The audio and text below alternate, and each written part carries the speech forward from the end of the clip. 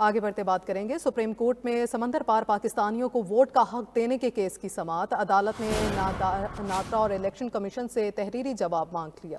استفسار کیا کہ overseas voting کے لیے اب تک کیا اقدامات کیے گئے۔ نادرا اور الیکشن کمیشن کو 2 ہفتے میں تفصیلی جواب جمع کرانے کی ہدایت کی گئی۔ تفصیلات بتائیں گے عقیل افضل ہمارے ساتھ موجود ہے۔ عقیل، عدالتی کارروائی کا احوال دیجیے گا۔ آج بالکل اس مقدمے میں جہاں سپریم کورٹ آف پاکستان نے نادرا اور الیکشن کمیشن آف پاکستان سے تفصیلی رپورٹ طلب کر لی ہیں، وہیں جو رپورٹس دی جائیں گی ان کے حوالے سے یہ بھی ہدایت کی ہے کہ وہ تمام فریقین کو فراہم کی جائے۔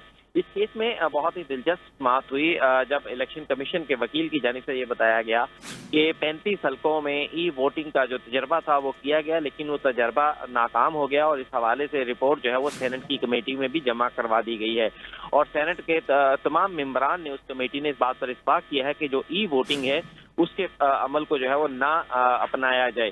تاہم اس پر جو بانی پی ٹی آئی کے وکیل تھے اور دیگر اسلام آباد ہائی کورٹ بار ایسوسی ایشن سمیت جو مختلف وکلا تھے ان کی جانب سے اس پر اختلاف کیا گیا۔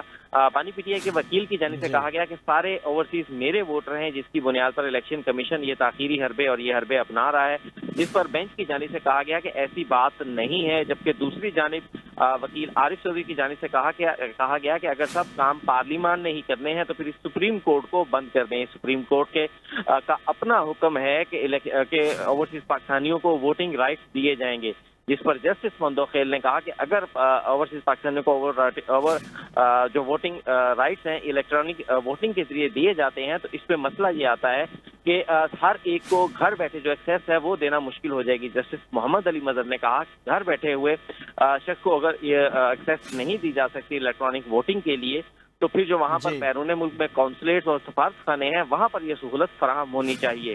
تاہم عدالت نے اس مقدمے میں الیکشن کمیشن اور نادرا سے نئی رپورٹ طلب کرتے ہوئے مقدمے کی سماعت غیر معینہ مدت کے لیے ملتوی کر دی۔